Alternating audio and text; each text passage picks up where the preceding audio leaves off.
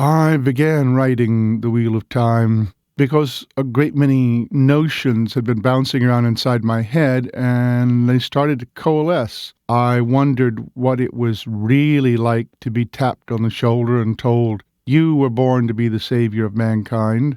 I didn't think it would be very much the way it is in so many books where someone pops up and says, "Hi, I was born to be the savior of mankind, and here's the prophecy," and everybody says, "Oh, well, let's go then." I thought self-interest would play a big part. And I was also wondering about the source of legends and myths. They can't all be anthropomorphizations of natural events. Some of them have to be distortions of things that actually happened, distortions by being passed down over generations.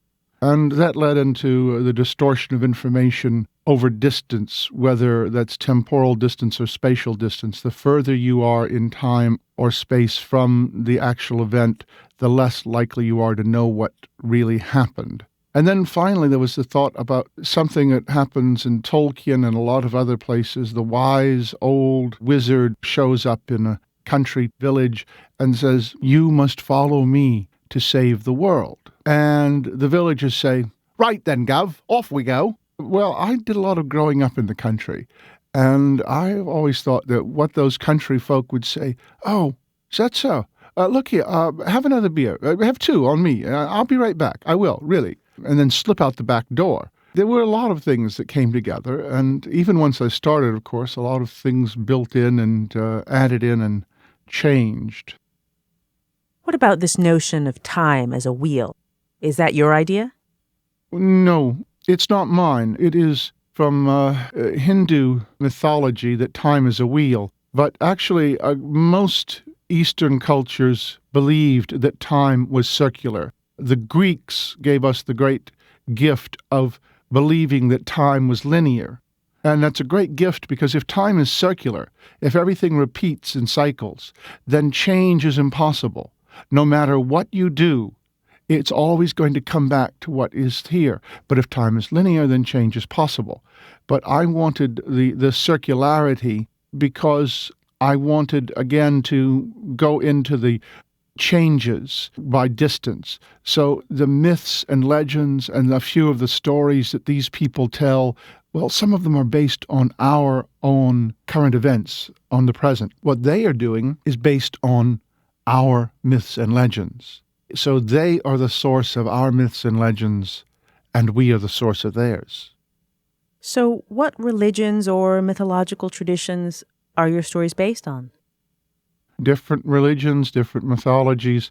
I felt that because America is a melting pot, I had at least some right to mine the mythologies of any nation that is represented in the United States, and also religion. So there are elements that come out of religious books, and there are elements that come out of mythologies as well. Not done in a mythological way. I try to present these things so that you feel you are in a place that is quite real and this could actually happen. Tell me a bit about the idea of power. In these books, the one power which comes from the true source.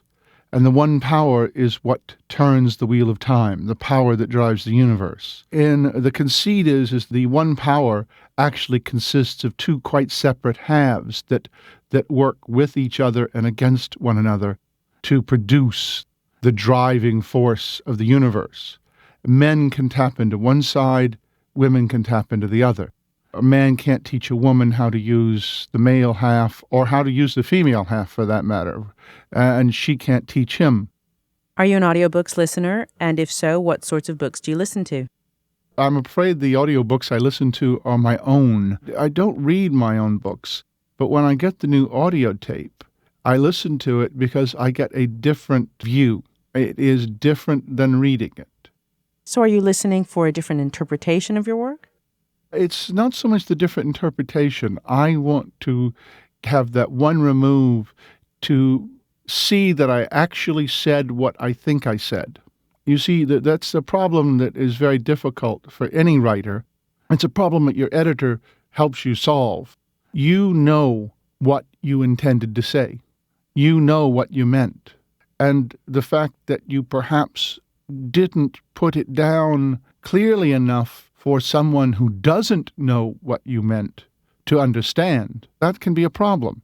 My wife, Harriet, is my editor, and she's very, very good at being able to say, you didn't convince me here, or I don't understand what you mean here. You have to do better. Because that's the point where I know what I meant, and because I know what I meant, it read fine to me. But to someone who didn't know what I meant, it didn't read fine. Well, I can also spot some of that in listening to the audio. And because I can spot it in listening to the audio, I know that, I thought I had put a bit of foreshadowing for something of the future here, and it doesn't come across clearly. I must do something about that in the next book to make sure that I do have that foreshadowing.